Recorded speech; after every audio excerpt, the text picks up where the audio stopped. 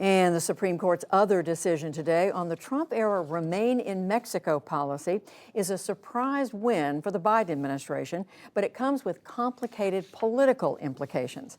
Laura Barón-López joins us now to give us a sense of how the White House is reacting to this news. So what are they saying? Laura, what do they think this means going forward? So what's interesting here is that so far, as of right now, the White House has not put out any official statement. The Department of Homeland Security has not put out an official statement. But this is, my sources have told me, definitely something that's boosted officials within the administration.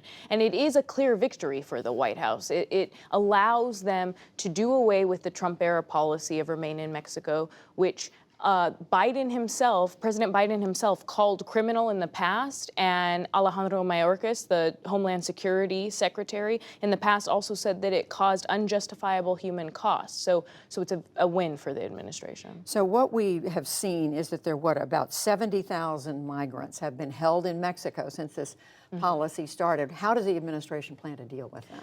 Right. So for a while, it may not be an immediate effect, which is that the Supreme Court has to send what is called a certified judgment first, and that can take a few weeks before the administration can actually move to start doing away with the policy, to start moving those 70,000 migrants into the U.S. for additional screening. They typically work with NGOs, and what they try to do is to screen them further and then put them into the parole system for immigration proceedings in the United States. So it may take a while. It's going to also take work with organizations on the ground. And then we know, as you say, a victory for the administration, but there's still this outstanding issue of the so-called Title 42, which came about during the Trump administration. How much of a factor is that in all this? It still is a big factor because even with this Remain in Mexico policy being a win, the Supreme Court decision being a win for the administration, there could be additional litigation on that.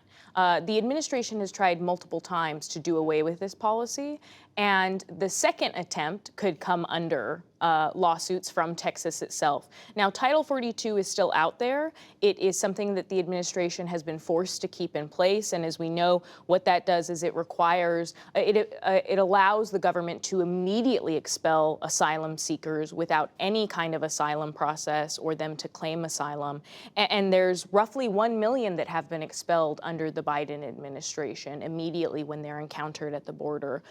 So far, as I was talking to some Democratic pollsters, for them, it's not really an issue in the midterms right now. It seems to have receded in the public's consciousness because inflation, high gas prices, January 6 hearings are actually more front of mind for Democratic voters. For Republican voters, one thing I found interesting was that during the January 6 hearings this week, RNC Chairwoman Ronna McDaniels was tweeting about immigration and tweeting about President Biden's, quote, open borders. So that is definitely something that Republicans are going to be hammering going into November. And has been for some time. But finally, Laura, let me ask you about the big decision from the court that came down last Friday, overturning Roe v. Wade. As we heard at the beginning of the show, President Biden was asked about it, commented again today, very, very critical. You've been reporting on this. What should we expect once the president is back and the administration takes a closer look? President Biden said two big things today. One, he said that he will be potentially announcing executive actions as early as tomorrow. He's going to be meeting with governors.